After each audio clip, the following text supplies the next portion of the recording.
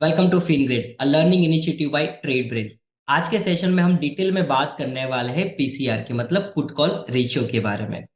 अब generally put call ratio जो है ना, वो हम यूज करेंगे मार्केट बंद होने के बाद से लेके मार्केट खुलने तक। उसके बीच के अंदर जो हम end of the day analysis करेंगे, अपनी स्ट्रेटेजी जो बनाएंगे, उसमें पुट कॉल रेशियो जो है ना, वो बहुत बड़ा रोल प्ले करेगा। तो उसको कैसे समझना है?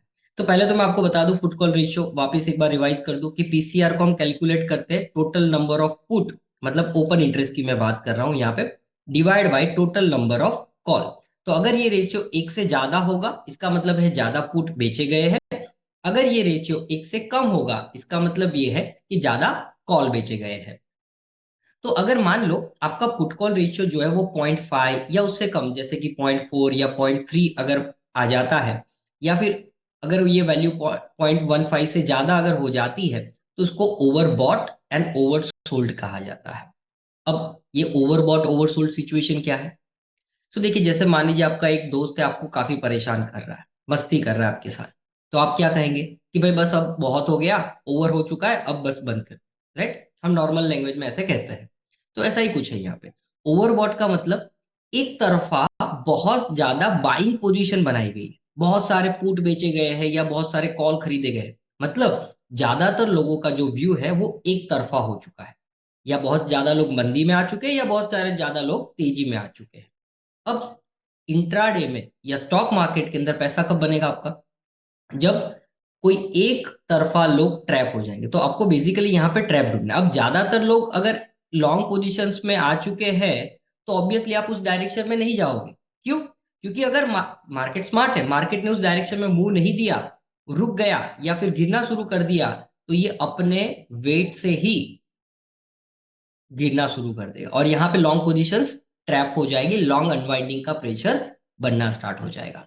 तो अगर मुझे दिख रहा है कि मेरा पुट कॉल रेशियो 1.5 है आज के दिन में, तो कल मैं नेक्स्ट डे जब अपना प्लान करूंगा, तो लॉन्ग पोजीशंस लेने से पहले दो बार सोचूंगा, या उसको नहीं लूंगा, वेट करूंगा अपॉर्चुनिटी का। अगर मुझे वहां पे शॉर्टिंग अपॉर्चुनिटी मिली तो मैं डेफिनेटली ट्रेड लूंगा।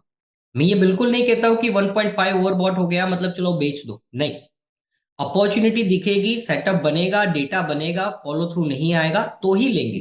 तो शॉर्ट लिया जा सकता है कि लॉन्ग पोजीशन नहीं ली जा सकती।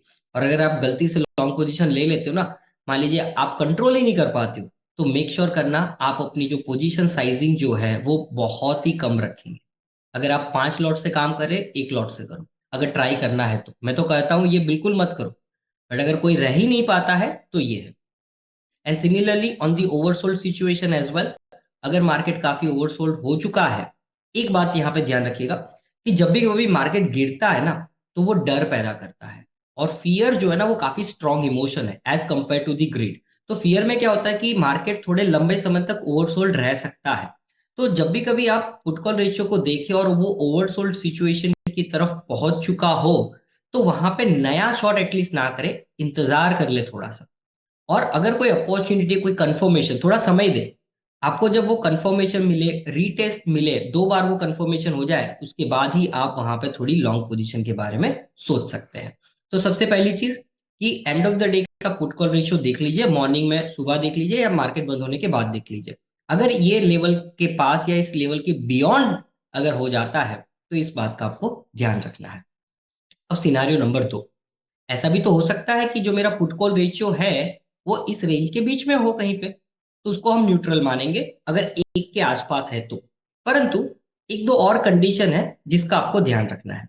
Let's take one condition. पहली वाली कंडीशन ये कि मेरा जो पुट कॉल रेशियो है वो 1.2 है, ना ओवरबॉट है ना ओवरसोल्ड है, इसके एक के थोड़ा सा ऊपर है। मतलब कि थोड़ी बहुत यहाँ पे लॉन्ग पोजीशंस बिल्ड हुई है, क्योंकि पुट कॉल रेशियो एक से थोड़ा सा ज्यादा है। इसका मतलब क्या हुआ कि लोगों ने थोड़ा बहुत तो ये सोचा है कि नेक्स्ट डे जो है वो मार्केट शायद तेजी में खुलेगा, या अभी मार्केट तेजी में है तो मैं थोड़ी लॉन्ग पोजीशंस कंपैरेटिवली शॉर्ट के मुकाबले ज्यादा रखूंगा। अब ऐसे सिचुएशन में जब मार्केट नेक्स्ट डे ओपन होता है ना, तो यहाँ पे मैंने एक वर्ड लिखा है, बिग गैप अप। मेरे लिए बिग गैप अप का मतलब क्या होता है कि अगर इंडेक्स की मैं बात कर रहा हूँ, स्टॉक स्पेसिफिक बात हम बिल्कुल नहीं करें। स्टॉक स्पेसिफिक में ये क्राइटेरिया बदल जाते हैं, क्योंकि वहां पे बड़ी गैप अप गैप डाउन मिलती है। तो अगर आपका इंडेक्स 0.5%, जैसे कि निफ्टी मान लीजिए अभी 18,000 के आसपास चल रही है, तो उसका 0.5%, मतलब 90 पॉइंट से ज्यादा। तो अगर 90 पॉइंट, सॉरी रुपीज नहीं, 90 पॉइंट से ज्यादा, तो अगर 90 पॉइंट से ज्यादा मेरी निफ्टी ओपन हो रही है नेक्स्ट डे गैप अप, और मैंने ऑलरेडी देखा हुआ है कि मेरा पुट कॉल रेशियो 1.2 ऑलरेडी था, मतलब लोगों ने थोड़ी बहुत तो लॉन्ग पोजीशन बनाई थी, तो उस गैप अप को मैं बिल्कुल चेंज नहीं करूंगा। मतलब वहां पे प्रॉफिट बुकिंग की प्रोबेबिलिटी जो है ना वो बढ़ जाएगी।